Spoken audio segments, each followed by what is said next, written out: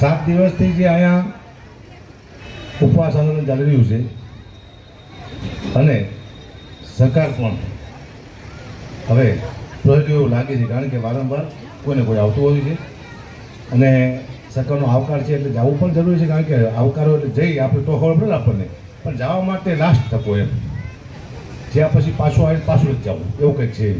એટલે 5 જણા જે કમિટી નક્કી કરે એ આવશેની સાથે હું જવાનો છું, કારણ કે હું બહુ સાંભળીશ ખેતમાં શું છે અને જે અહીંયા બનશે એ જ ઉપાસો કહીશ મીડિયામાં. ત્યાં જે પ્રશ્નનો જવાબ આપશે, જે આપણું પરિપત્ર છે એમાં જે આપણી માંગ છે પૂર્ણ કરવા માટે સરકાર તૈયાર છે એવું મેં જાણ્યું છે. હકીકતમાં તૈયાર હોય, હકીકતમાં જો બધું પૂરું કરતા હોય તો આ આંદોલન પૂર્ણ થાય છે અને ખેડૂતો ખુશ થાય છે, રાજી થાય છે.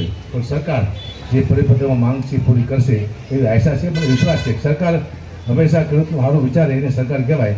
સરકાર, મને વિશ્વાસ છે કે સરકાર આ આપણું આંદોલન છે એને પૂરો ન્યાય આપશે એવો વિશ્વાસ છે. એટલે મીડિયા થ્રુ હું એટલું કહેવા માગીશ સરકારને કે જ્યારે પણ અમે અહીંયાથી આવી ત્યારે અમારો એક છેલ્લો ધક્કો હોવો જોઈએ. અને જેમ મને કીધું આ લોકોએ બધાએ કે હકુબા 5 જણા આપણે વાતો બેઠા બેઠા કરી એમ નહીં, બધાએ ખેડૂતો સાંભળે,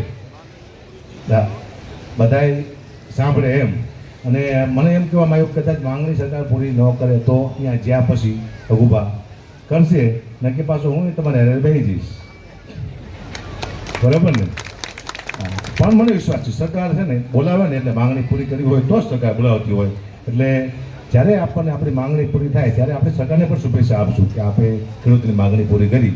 એટલે હું ચોક્કસ જ્યારે આ કમિટી નક્કી કરે જવાની ત્યારે સરકાર પાસે જઈશું અને આપણી જે તે માંગણી છે એ માંગણી મૂકશું. આપણે પરિપત્રમાં બધું લખેલું જ છે, આમાં હવે નવી કંઈ માંગણી મૂકવાની આવતી નથી, જેમાં લખ્યું છે એટલી માંગો પૂરી કરી એટલે વાર્તા પૂરી થઈ જાય.